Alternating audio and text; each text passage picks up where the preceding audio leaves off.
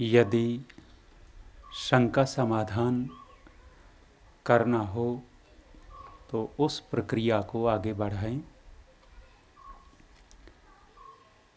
शंका करना विचारशीलता का द्योतक है। शंकाएं दो परिस्थितियों में उत्पन्न नहीं होती। एक परिस्थिति होती है पूर्णता की। यदि व्यक्ति संपूर्ण है, पूर्ण ज्ञानी है, तो शंकाएं उत्पन्न नहीं होंगी। और इसके विपरीत यदि व्यक्ति अपनी बुद्धि के ऊपर बल देना ही नहीं चाहता तो भी शंकाएं उत्पन्न नहीं होंगी।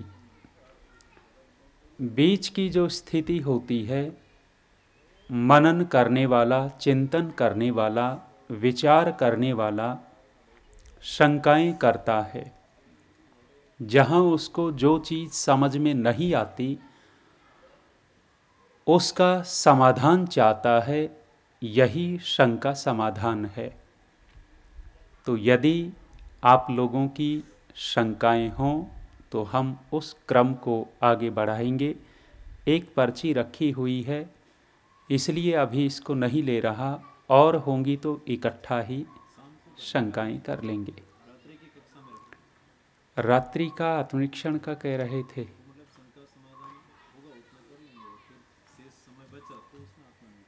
आत्मनिरीक्षण कर लेंगे, ठीक है।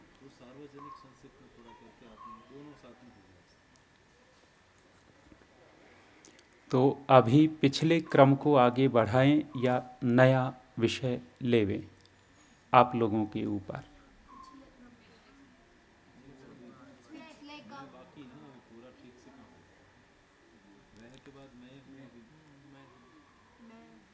मैं को ही चलाना है। तो ज्ञान हमें प्राप्त करना है। ज्ञान का क्षेत्र अनंत है और हमारा सामर्थ्य शांत है। कभी भी हम इस अनंत ज्ञान को प्राप्त नहीं कर सकते। हाँ, फिर भी ऋषियों ने हमें विकल्प दिया है। उतना ज्ञान हम प्राप्त कर सकते हैं जितने ज्ञान से हमारा कल्याण हो सके, मोक्ष हो सके, दुखों की निवृत्ति हो सके। इतना सामर्थ्य हमारे अंदर है कि उस ज्ञान को हम प्राप्त कर सकते हैं। हम चर्चा कर रहे थे यह, वह और मैं की।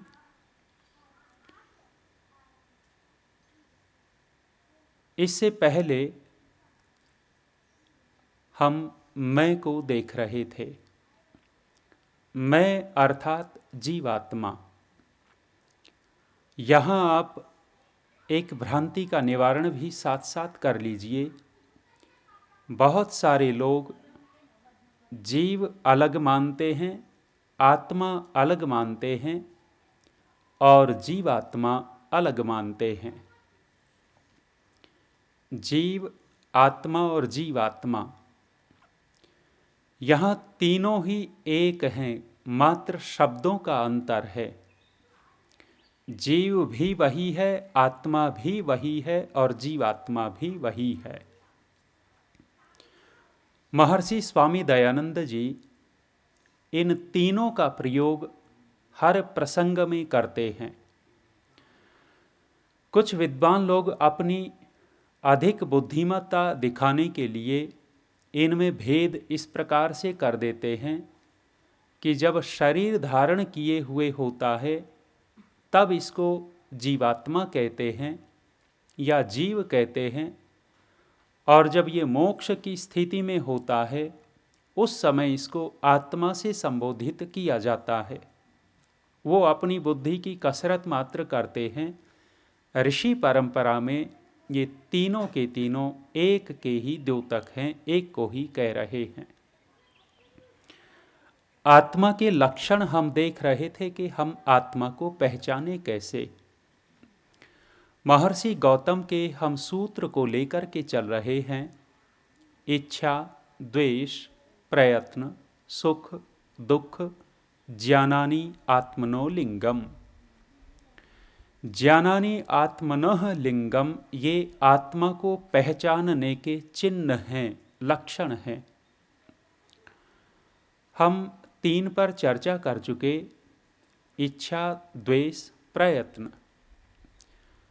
चौथे क्रम में सुख आया था, और सुख अनुभव करने का सामर्थ्य जिसके अंदर है वह जीवात्मा है।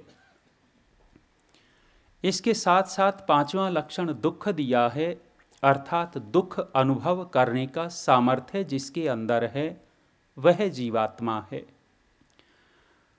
और हम इस पूर्वाह्न से पहले चर्चा जहाँ से छोड़ कर के निकल गए थे, सुख दुख कहें किसको, सुख और दुख की परिभाषा क्या हो, सुख और दुख किसी पदार्थ में रखे हुए हैं या कोई और चीज है सुख दुख।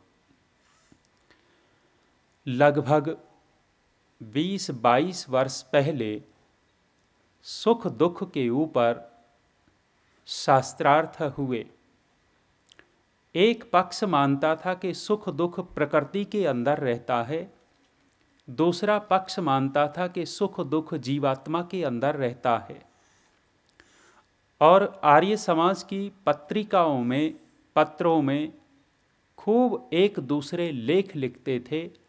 वो उनकी बात काटता है, दूसरा इनकी बात काटता है। उस समय की पत्रिकाओं को उठा करके देखेंगे तो बहुत सारे लेख प्रतिलेख मिलेंगे। व्यक्ति लेख प्रतिलेख से समस्याओं का समाधान नहीं कर सकता। समस्याओं का समाधान किसी समझदार के पास जाने से होता है। जितनी बड़ी समस्या है उतना बड़ा समझदार व्यक्ति होना चाहिए। इस समस्या का समाधान करने के लिए फिर महर्षि गौतम के पास पहुंचा जाए।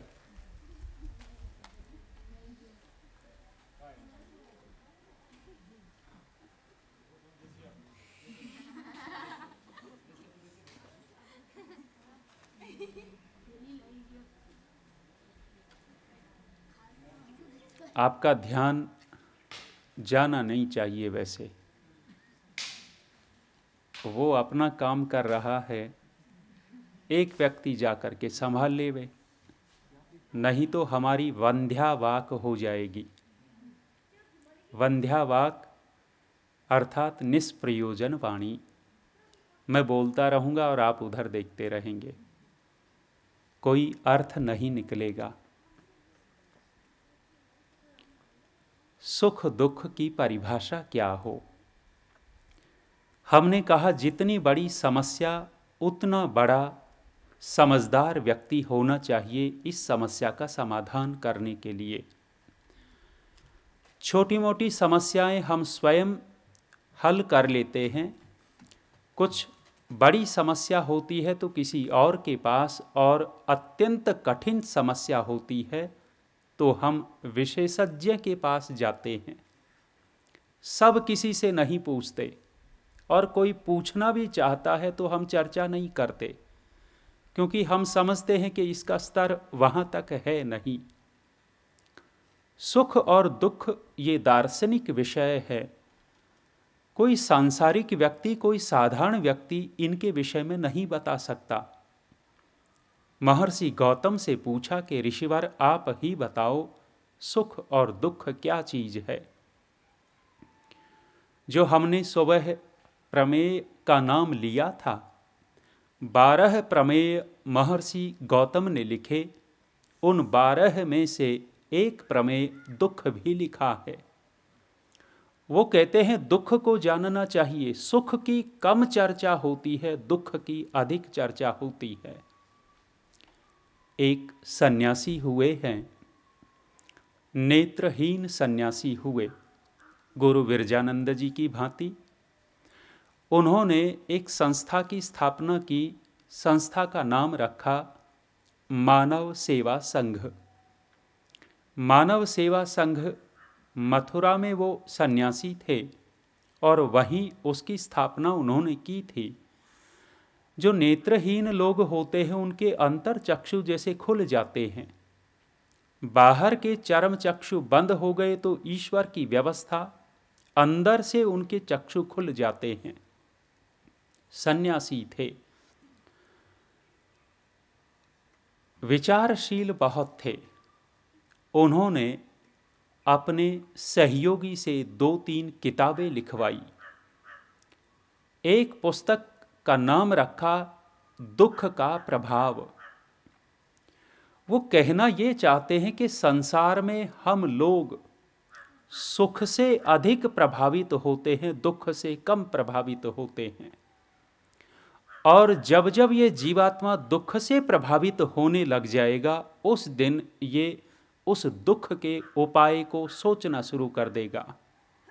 दुख मुझे न मिले, हम आज वर्तमान में सुख के उपायों को खोजने में लगे हुए हैं, सुख के उपायों को इकट्ठा करने में लगे हुए हैं, न कि दुख को दूर करने के उपायों में लगे हों। यदि पूर्णतः अवलोकन करके देखते हैं वर्तमान की परिस्थिति का, तो यही हमें दिखाई देगा। किंतु जो विचारशील लोग होते हैं, जिनका लक्ष्य बहुत ऊंचा होता है, वे दुख से बचने का उपाय खोजा करते हैं। ऋषियों ने कहीं भी किसी भी शास्त्र के अंदर सुख की प्राप्ति का उपाय नहीं लिखा। आप शास्त्रों को पढ़िएगा, शास्त्रों में ऋषियों ने दुख से बचने के उपाय तो लिखे, लेकिन सुख को प्राप्त करने का उपाय नहीं लिखा। क्यों?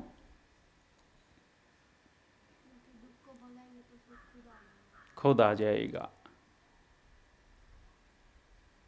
अंधेरे ने भगवान से शिकायत कर दी। अंधेरा कहने लग गया कि भगवान, ये सूरज मेरे पीछे पड़ा हुआ है, मुझे कहीं टिकने नहीं देता। अंधेरे ने लंबी चौड़ी शिकायत लगाई है, और उस लंबी चौड़ी शिकायत को सुन करके भगवान ने सूरज को बुला लिया, कहते हैं, और सूरज को बुला करके कहा कि भाई, सुना है तू अंधेरे के पीछे पड़ा हुआ है, अंधेरे को परेशान कर रखा है तूने, और अंधेरा शिकायत करने के लिए आया था तेरी। सूरज कहता है कि महाराज, मैंने तो आज तक अंधेरे को देखा तक नहीं है। जब मैंने अंधेरे को देखा ही नहीं है तो मैं उसको कैसे सता सकता हूं। अर्थात जब दुख की निवृत्ति हो ही जाती है तो उसका परिणाम क्या निकलता है। ऋषियों ने इसलिए सुख प्राप्ति के उपाय नहीं लिखे। ऋषि तो दुख दूर करने के उपाय लिखते हैं। सुख और दुख की परिभाषा महर्षि गौतम से पूछी। ऋषि गौतम ने दुख का लक्षण लिख दिया, और दुख का लक्षण लिखने के बाद महर्षि वात्सायन हुए ऋषि गौतम के सूत्रों का भाष्य करने वाले। उन्होंने अपने भाष्य के अंदर सुख और दुख की परिभाषा कर दी। वो परिभाषा करते हुए लिखते हैं कि अनुकूल परिस्थिति में अनुकूल अनुभूति का नाम सुख है, और प्रतिकूल परिस्थिति में प्रतिकूल अनुभूति का नाम दुख है। इतनी सी परिभाषा है। अर्थात जब हम अनुकूल अनुभूति कर रहे होते हैं, उस समय सुख पैदा हो जाता है, कहीं रखा हुआ नहीं होता। जब हम अनुकूल के विपरीत प्रतिकूल अनुभूति कर रहे होते हैं, उस प्रतिकूल अनुभूति का नाम ही दुख है। कहीं दुख रखा नहीं है, वो मात्र अनुभूति का विषय है। जैसी अनुभूति हम करते हैं, वैसी ही परिस्थिति अंदर से पैदा हो जाती है, और ये परिस्थिति जैसे ही उत्पन्न हुई वही सुख और दुख का नाम ले लेती है। अब हम विचार करके देखें, क्या रसगुल्ले में सुख रखा हुआ है? हलवाई ने रसगुल्ले में सुख लपेट दिया? नहीं, यही ज़्यादा समझदार हैं। नहीं, पहले से ही निचोड़ निकाल रखा है। रसगुल्ले में सुख नहीं है, लेकिन फिर भी हम क्या मान करके खाते हैं उसको? उसमें सुख मान करके खा रहे हैं। और यदि उस रसगुल्ले के अंदर सुख है तो जब जब और जितना जितना हम उसको खाएं तब तब उतना उतना सुख मिलना चाहिए या नहीं मिलना चाहिए? लेकिन होता क्या है? बराबर तो नहीं होता। किसी को रसगुल्ले बहुत पसंद हैं और संयोग है आज उसकी मेज पर रसगुल्ले की ही प्लेट रखी है और रसगुल्लों को देख करके लालायित तो हो गया और इतना अंदर अंदर फूल करके कुप्पा हो रहा है कि रसगुल्ले खाने को मिल गए। इसने रसगुल्ला उठाया, खाया, अच्छा लगा। दूसरा उठाया, खाया, अच्छा लगा। खाता चला गया, 15 रसगुल्ले खा गया और अब रोक दिया अपने आप को, अब नहीं खाएंगे। क्यों नहीं खाएंगे? क्योंकि पहले, दूसरे, तीसरे रसगुल्ले में जो सुख की अनुभूति हुई थी अब 14वें 15वें में घटती चली गई। वो सुख की अनुभूति हो ही नहीं रही। एक व्यक्ति उसको देख रहा है और आकर के कहता है कि भाई मेरे हाथ का एक और खाना पड़ेगा। ना ना, अब नहीं खा पाऊंगा। नहीं नहीं, मेरे हाथ का तो लेना ही पड़ेगा, और खिला दिया। दूसरा फिर एक व्यक्ति आया और कहता है इसके हाथ का खाया तो मेरे का नहीं खा सकता। इसका भी जैसे तैसे घटक तो गया। तीसरा व्यक्ति आता है और उसने भी यही वाक्य दोहराया। ये व्यक्ति कहता है कि इन प्लेट को मेरे सामने से दूर कर दो। दूर नहीं की तो क्या हो सकता है? उल्टी आ सकती है। जिसमें ये सुख देख रहा था वही वस्तु अब क्या देने लग गई? तात्पर्य ये निकला कि उस वस्तु में तो सुख नहीं था। जब तक अंदर से अनुकूल अनुभूति होती रही तब तक सुख की परिस्थिति बनी रही, और वही वस्तु जब प्रतिकूल अनुभूति देने लगी तभी दुख की परिस्थिति बन गई।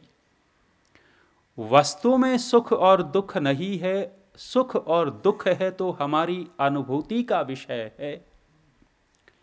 एक व्यक्ति सामने हमारे आ जाता है, उस व्यक्ति को देख करके हम बड़े प्रसन्न होते हैं, और एक और हमारे पास बैठा है, उसी व्यक्ति को देख करके वह व्यक्ति बड़ा दुखी, बड़ा परेशान हो जाता है, अशांत हो जाता है। एक का मित्र है और एक का शत्रु है। मित्र देखता है तो प्रसन्न होता है, शत्रु देखता है तो उसी व्यक्ति के कारण परेशान हो जाता है। तो उस व्यक्ति में सुख दुख नहीं है, सुख दुख तो हमारी अनुभूति का विषय है।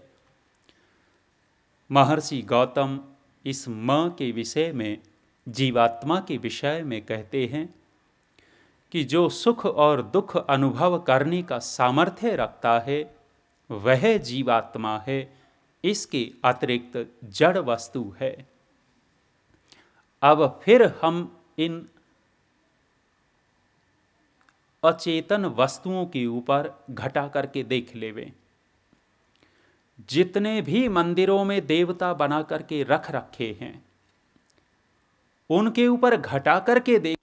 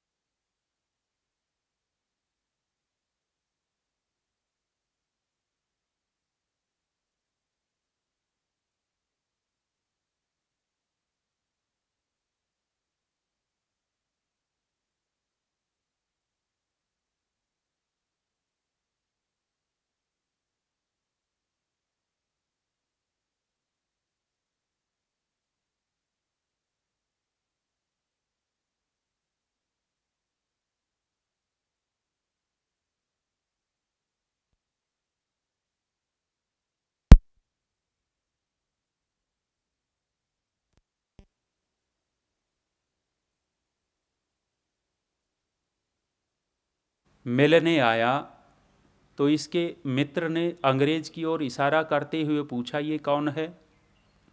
उस हरियाणवी ने कह दिया अपनी भाषा में कि ये तो बावली बूंच है। बावली बूंच अर्थात मूर्ख है। अंग्रेज ने इससे पूछा कि इसका मतलब क्या होता है? इस हरियाणवी ने कह दिया कि साहब, बावली बूंच का मतलब होता है धनी व्यक्ति, धनी आदमी। वो अंग्रेज कहता है कि मैं छोटा बावली बूंच हूं, मेरे अफसर बड़े बड़े बावली बूंच हैं। अब आप देखिएगा कि शब्द क्या है, अर्थ क्या निकाल करके दे दिया। दी तो गाली थी, लेकिन समझा कुछ और दिया। हमारे लिए भी यही हुआ। हिंदू नाम से दी तो हमें गाली गई थी, गाली दे दी गई थी, समझा कुछ और दिया, और हम इस गाली को इतना बढ़िया तरह से स्वीकार कर चुके कि गर्व से कहो हम। अब आप विचार करके तो देखिएगा, हम हिंदू नहीं हैं। हिंदू का अर्थ यदि खोजने लगोगे, आजकल इस गूगल का जमाना है, गूगल पे सर्च करके देखिएगा हिंदू का अर्थ। अर्थ जब आप खोजेंगे तो न तो हिंदी की डिक्शनरी में कहीं अर्थ मिलने वाला, न संस्कृत की डिक्शनरी में आपको अर्थ मिलेगा, क्योंकि ये शब्द न तो भारतीय है न संस्कृत का शब्द है, ये शब्द है फारसी का। उर्दू, फारसी, अरबी के शब्दकोश में इस हिंदू शब्द का अर्थ आपको मिलेगा। इस गूगल में सर्च करेंगे तो कोश के नाम भी मिलेंगे, डिक्शनरी के नाम भी मिल जाएंगे, और हिंदू का अर्थ आपको मिलेगा चोर, काफिर, जाहिल, लुटेरा, काला, आदि आदि। ये जितने भी अर्थ किए हैं, चोर, काफिर, लुटेरा, काला, जाहिल, ये सम्मान सूचक शब्द हैं या गालियां हैं? लेकिन जब हम बोलते हैं तो लोग इतना स्वीकार नहीं करते। हम आर्य हैं और आर्य विचारशील होता है। आर्य व्यक्ति यदि विचारशील नहीं है तो अनार्य की तरफ बढ़ता चला जा रहा है। सुख और दुख को अनुभव करने वाला आत्मा है, सुख और दुख को अनुभव करने वाली वस्तु चेतन है, लेकिन जो प्रतिमाएं स्थापित कर रखी हैं वे न तो सुख को अनुभव करती हैं न दुख को अनुभव करती हैं, वे जड़ वस्तु हैं। यदि हम अपने अंदर आर्यत्व को उत्पन्न करना चाहते हैं, अपने अंदर कुछ कुछ आर्यपना लाना चाहते हैं, तो इसके लिए विचार तो करना पड़ेगा कि हम जड़ की पूजा कर रहे हैं या चेतन की पूजा कर रहे हैं। जिस दिन हम अपनी बुद्धि पर जोर डालने लग गए, विचार करने लग गए, तब हम इस जड़ से हट करके चेतन की ओर बढ़ते चले जाएंगे। ऋषि दयानंद जी एक विशेष बात लिखते हैं इस प्रसंग में। महर्षि कहते हैं कि जड़ की पूजा करने वाले की बुद्धि भी जड़ हो जाती है। जड़ की पूजा करने वाले की बुद्धि भी जड़ हो जाती है। ऋषि दयानंद जी ने ये वाक्य लिखा तो लोगों ने कहा कि तुम्हारा दयानंद व्यर्थ की बात लिख गया। कैसे भैया व्यर्थ की बात लिख गया? कहने लग गए कि हमने जड़ पूजा इंजीनियरों को करते हुए देखा, जड़ पूजा हमने डॉक्टरों को करते हुए देखा, जड़ की पूजा प्रोफेसर यूनिवर्सिटी के करते हुए देखे। हमने तो उनको मूर्ख नहीं देखा, उनकी बुद्धि तो जड़ नहीं हुई। ऋषि कभी गलत नहीं लिखते, हम उस स्तर तक पहुंच नहीं पाते, इसलिए गलत लिखता है, दिखता है। ऋषि दयानंद जी किस प्रसंग में इस बात को कह रहे हैं कि जड़ की पूजा करने से बुद्धि भी जड़ हो जाती है? अब जो जड़ की पूजा कर रहा है वो धर्म के विषय में, अध्यात्म के विषय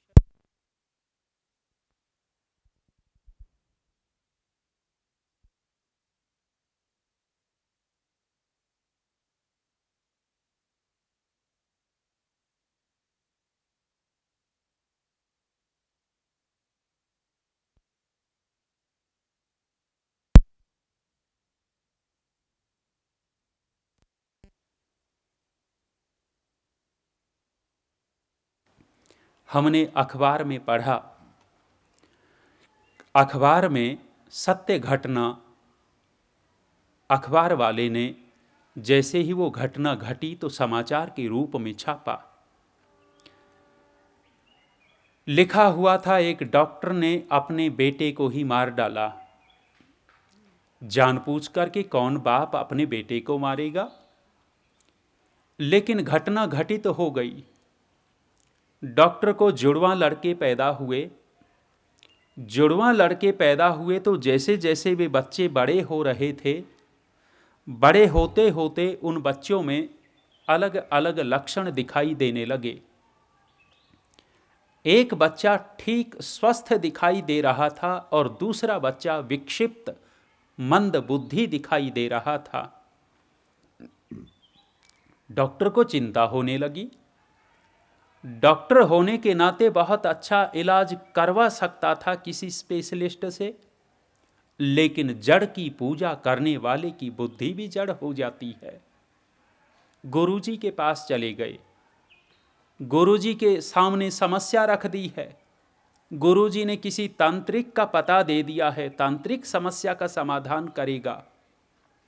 और तांत्रिक ने समस्या का समाधान करने के लिए कह दिया कि जो स्वस्थ बच्चा है, स्वस्थ लड़का है, उसका कुछ खून निकालो और इस विक्षिप्त के शरीर में डालो, दोनों बराबर हो जाएंगे, ठीक हो जाएंगे। माने डॉक्टर भी इतनी सी बात नहीं समझ पाया। अखबार वाला लिखता है कि उस डॉक्टर ने ऐसा ही किया, और जब ऐसा किया तो कहते हैं स्वस्थ बच्चे का थोड़ा अधिक खून निकल गया। अधिक खून निकलने के कारण स्वस्थ बच्चा मर गया और विक्षिप्त बच्चा बच गया। किसके कारण? जड़ बुद्धि के कारण। यदि वह डॉक्टर अपनी बुद्धि का ठीक प्रयोग कर लेता, जड़ की पूजा करने से बुद्धि भी जड़ हो जाती है। चाहे कोई कितना भी बड़ा इंजीनियर, प्रोफेसर, डॉक्टर अपने आप को डिग्रीधारी कहता हो, लेकिन इतने विषय में उसकी बुद्धि इससे आगे कार्य नहीं करती। महर्षि दयानंद जी कोई सामान्य बात नहीं लिख रहे हैं। आर्य विचारशील होता है। आत्मा का लक्षण लिख डाला। सुख और दुख की अनुभूति जो करता है वह चेतन है, वह आत्मा है। अब जो प्रतिमाएं बना रखी हैं, उन प्रतिमाओं को जिस प्रकार से हम प्रयोग करने लग गए, वो प्रकार गलत है।